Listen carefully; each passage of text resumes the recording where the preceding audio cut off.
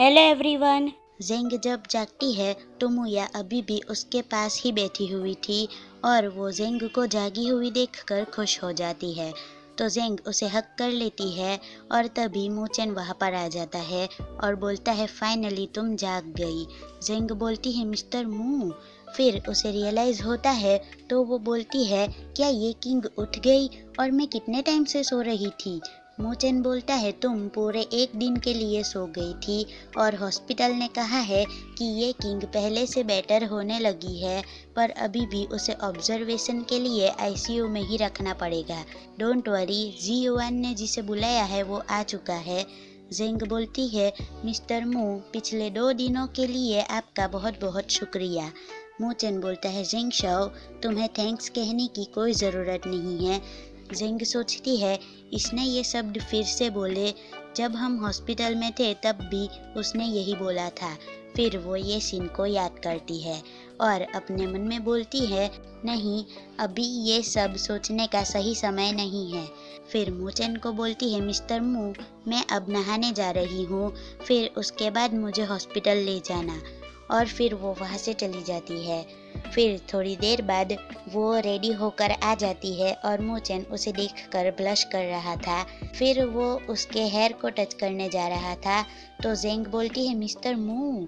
तो मूचेन बहाना मारते हुए बोलता है मुझे जस्ट याद आया कि हम छोटे थे तो तुम जब भी उठती थी तो मैं तुम्हारे बाल बनाया करता था और ये है उनके बचपन की फ़ोटो। ज़ेंग बोलती है अब हम लोग बच्चे नहीं रहे। तो मूचेन बोलता है यू। और तभी किसी की आवाज़ आती है Zeng Shao my beautiful girl, कहाँ पर हो तुम, मैं तुम्हें देखने आया हूँ। ज़ेंग बोलती है कौन है ये।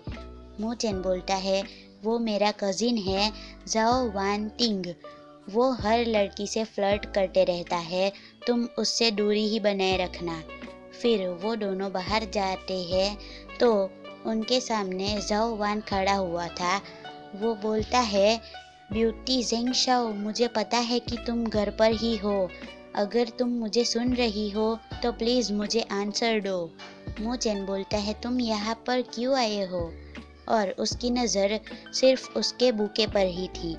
जाओ वान बोलता है मैं यहाँ पर ज़ेंग शाओ को मिलने आया हूँ, तुम कितने बुरे हो, इतनी ब्यूटीफुल वुमन को अपने पास रखते हो और मुझे बताया भी नहीं। अगर मैं उस न्यूज़पेपर को नहीं देखता तो मुझे इतनी सुंदर अप्सरा को देखने का मौका भी नहीं मिलता। और मूचेन ये सुनकर गुस्सा होए जा रहा था। जाओ वान तो ज़ेंग के पास चला जाता है और बोलता है पक्का तुम ही मिस ज़ेंग शाओ होगी, तुम्हें देखकर तो मुझे बहुत प्रशंसा हो रही है, तुम कितनी ब्यूटीफुल हो। फिर वो उसे टच करने जा रहा था और मूचेन तो उसकी धुलाई ही कर देता है। ऑब्वियसली वो ऐसे कैसे ये सब अपनी नज़रों के सामने होते हुए देख पाएगा। जाओ वान बोलता है मूचेन मुझे हर्ट हो रहा है, तुम ये क्या कर रहे हो। तो मूचेन बोलता है अगर तुम ऐसा दोबारा करोगे तो मैं तुम्हें मार डालूंगा। फिर वो इतनी ज़ोर से चिल्लाता है कि मूचेन प्लीज़ मेरे हाथ छोड़ दो वरना टूट जाएंगे, मैं तुम्हारी मॉम के भाई का बेटा हूँ और जाओ फैमिली का ओनली सन हूँ। तो मूचेन उसे धक्का मार देता है और गिरा देता है और वो सीधा उन बुके पर ही गिरता है। वो बोलता है ये फ्लावर्स मैं मेरी ज़ेंग शाओ को देने के लिए लेकर आया था। ज़ेंग उसे देखकर सोचती है मुझे पता नहीं था कि ये जाओ वान टिंग इतना इंटरेस्टिंग होगा। और जाओ वान की ऐसी पोजीशन देखकर मुया तो ज़ेंग के हाथ में से नीचे उतारने जा रही थी। तो ज़ेंग जैसे ही उसे नीचे उतारती है वो तो सीधी जाओ वान की पीठ पर ही बैठ जाती है और बोलती है हॉर्स राइड हॉर्स राइड। और ये देखकर ये तीनों हंसने लग जाते हैं। तो ज़ेंग मुया को जाओ वान की पीठ पर से उतार लेती है और बोलती है मिस्टर जाओ प्लीज़ आप खड़े हो जाओ। जाओ वान फिर से ज़ेंग पर फ्लर्ट करने लग जाता है और बोलता है oh my God miss Zeng Shao, तुम्हारी स्माइल तो कितनी ब्यूटीफुल है, आपको स्माइल करते रहना चाहिए। अगर मैं आपका फ्रेंड होता तो मैं आपकी स्माइल देखने के लिए बहुत जल्दी उठना पसंद करता, भले ही इसने मेरे जीवन को समेट लिया हो। ये सुनकर मोचेन गुस्से में बोलता है, जाओ वान तिंग, प्लीज़ अपना मुंह बंद करो, तुम्हें कुछ भी नहीं पता है कि क्या बोलना है। जेंग जाओ वान तिंग को बोलती है, मिस्टर जाओ, thank you for your caring, और उसका फेस तो पूरा रेड हो जाता है। ये देखकर मोचेन तो आग बबूला होने लगता है। वो जेंग को बोलता है, अब हमें यहाँ से जाना चाहिए, आंट लेन इसे बाहर का रास्ता दिखा दो। फिर वो दोनों वहाँ से चले जाते हैं। जाओ वान बोलता है, मोचेन क्या तुम अपने कजिन को ऐसे ट्रीट करते हो?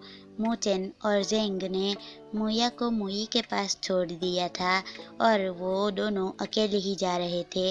तो जेंग बोलती है, मिस्टर मू, क्या मुया को मिस्टर मुई के पास छोड़कर जाना अच्छा रहेगा?